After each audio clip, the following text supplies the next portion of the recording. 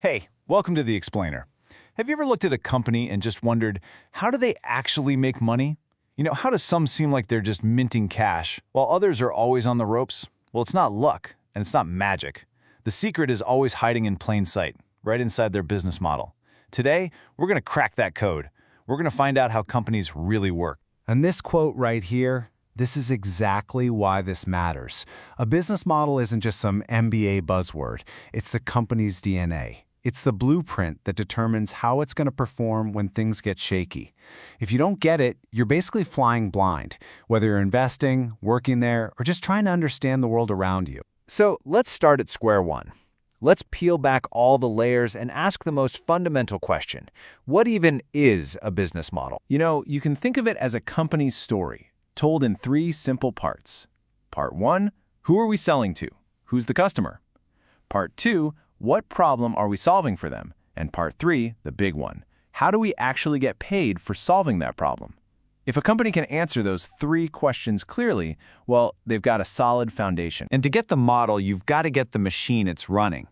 If you strip away all the fancy logos and corporate speak, a company's just this: a group of people organized to create something valuable, a product or a service, with the ultimate goal of making a profit. That's it. And here's the engine that makes almost every business go. It's a cycle. Step one, you raise money, capital. Step two, you use that money to build your thing. Step three, you go out and sell it. And step four, this is the secret sauce, you take the profits you made and pour them right back into the business to grow, to get bigger, better, and stronger. It's this beautiful, continuous loop. Okay, so let's dive into the first major type of business model, and it's the one we're all most familiar with. It's the business-to-consumer model, or B2C. You interact with this every single day, probably without even thinking about it. B2C is exactly what it sounds like. A business selling something straight to you, the end consumer. We're talking about the phone in your pocket, the clothes you're wearing, that subscription to your favorite streaming service. All classic B2C companies, and their entire world revolves around selling to individuals like us. So how can you tell if a B2C company is truly strong? Well, you've got to ask four key questions. First, how many people are actually using their product? That's product penetration. Second, can they hike up their prices without everyone running for the hills? That's called pricing power. Think about what Apple can do with the iPhone. Third, how powerful is their brand? Is it a name everyone knows and trusts, like a Hindustan Unilever? And finally, how good are they at getting their product to you?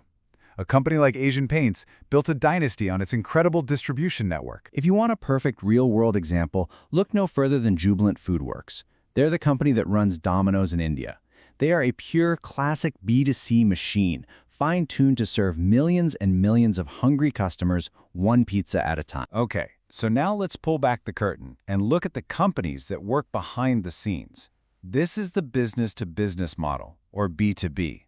This is the invisible engine that powers so much of our modern economy. In the B2B world, the customer isn't you or me. It's another company.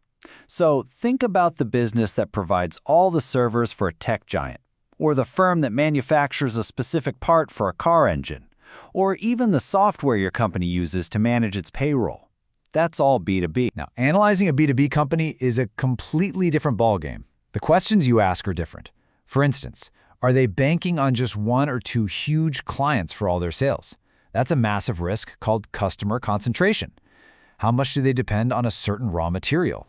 And maybe most importantly, how sticky is their service? In other words, how much of a complete nightmare would it be for their client to switch to a competitor? It's a world built on long-term relationships and pure operational efficiency. Let's make this crystal clear with an example. Take a company like EPL Limited. They make those laminated tubes for things like toothpaste and creams. Their entire operation is a masterclass in B2B. First, they have to buy raw materials like polymers, where prices can go totally haywire. Then, they work directly with massive global brands to create custom tubes. But they often have to sign these long-term contracts. So, if their material costs suddenly shoot up, they can't always pass that increase on to their client. See the squeeze? It's a constant balancing act. All right, on to our third and final major model. This is where the world of business intersects directly with the public sector. Let's talk about the business to government model, or B to G. Yeah, you guessed it. In this model, the one and only customer is the government. Could be local, state, or national. And we're usually talking about projects on a massive scale.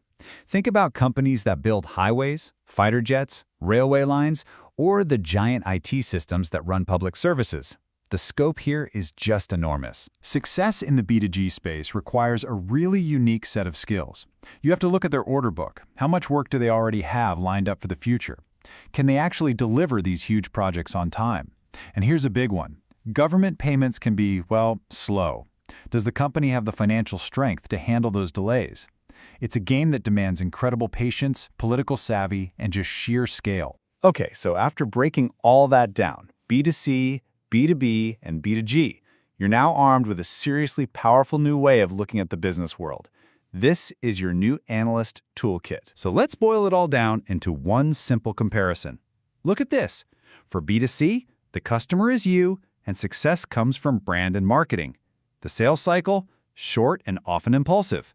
For B2B, the customer is another business, and it's all about relationships and trust, with a long, rational sales process. And B2G, the government is the customer. Success hinges on compliance and scale, and the sales cycle is incredibly long and formal. 3 totally different worlds. So, you've got all this new information, you're looking at a company for the very first time. With all the complexity out there, where on earth do you even begin? It all comes down to one single, incredibly powerful question. Just ask this: who is the customer? That's it. If you can answer that one question, you have found the key. You've taken the first and most important step to unlocking any company's business model. So I'll leave you with this final thought. Now that you have the decoder ring, which of these models, the fast-moving B2C, the relationship-driven B2B, or the massive-scale B2G, do you think is best positioned for the future? Your answer probably says a lot about where you think the world is heading. Thanks for joining The Explainer.